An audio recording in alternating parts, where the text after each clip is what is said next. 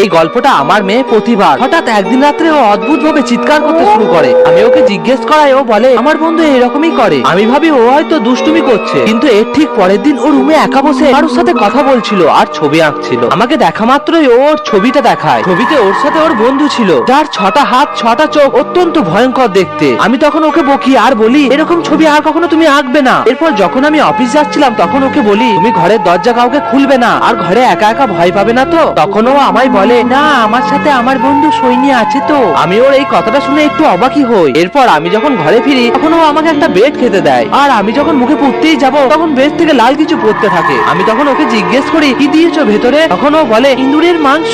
আমি তখন ওকে রেগে বলি তোমাকে এরকম কে করতে বলেছে? তখন ও আমাকে ইশারা করে বলে খাইনি। তখন আমি সময় নষ্ট না করে মেয়েকে নিয়ে দৌড়ে চার্জে যাই আর সব ঘটনাটা ফাদারকে খুলে বলি। উনি সবকিছু শুনে প্রতিমার মাথায় হাত রেখে মন্ত্র পড়তে থাকে। ওই দিনের পর থেকে প্রতিমা আবার আগের মতো নর্মাল হয়ে